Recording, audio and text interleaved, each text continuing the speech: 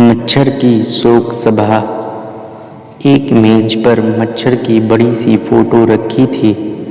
Photo के ऊपर good night और कैस्पर ब्लू मैट की लड़ियों की माला लटकी हुई थी। उसके बगल में एक कछुआ छाप जल रही थी। फोटो के आगे एक चम्मच में मच्छर का मृत शरीर रखा था। फोटो के सामने बैठकर बहुत सारे लोग मच्छर का शोक मना रहे थे।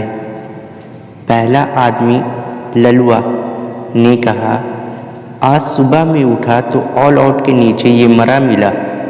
पहले तो मुझे विश्वास ही नहीं हुआ, क्योंकि जब रोज़ ऑल आउट जलती है तो एक दो मच्छर उसके आसपास मंडराते दिख ही जाते हैं। फिर ये भला कैसे मर सकता था, जबकि रात भर लाइट भी नहीं आई थी। दूसरा आदमी लुखारा ने कहा, कुछ भी कहो, बड़ा भला मच्छर था।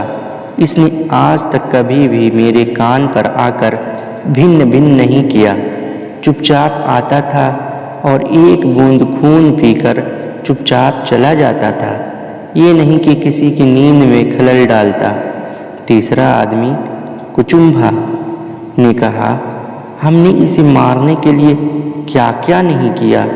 कछुआ छाप, गुड नाइट मैट, कैस्पर खुशबू मैट, गणेश अगरबत्ती, ओडोमॉस जैसे परंपरागत तरीकों के साथ All Out, Kala Hit, racket, UV light, catcher, infrasound machine जैसे नए नए और वैज्ञानिक तरीके भी अपनाए, पर ये मरा तो यहाँ आकर। इसकी किस्मत में यहीं मरना लिखा था। चौथा आदमी खटासे ने कहा, हमने तो टीवी पर देखकर मच्छर रक्षा यंत्र भी मंगवाए, घर के बाहर प्याज के संग लहसुन की कलियां भी लटकाई, सिर के ऊपर से उतार कर नीम का तेल दान किया।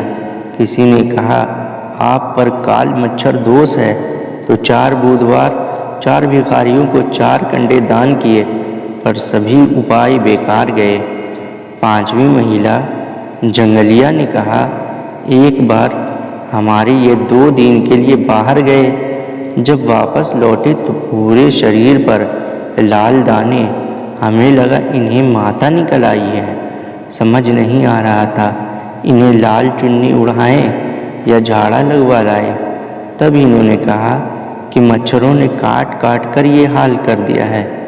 छठा आदमी भौचक्का ने कहा, हमें भी इन मच्छर महोदय का एक किस्सा याद आ रहा है। हम टीवी देख रहे थे, तभी ये महोदय हमारी टकली चांद पर आकर बैठ गए।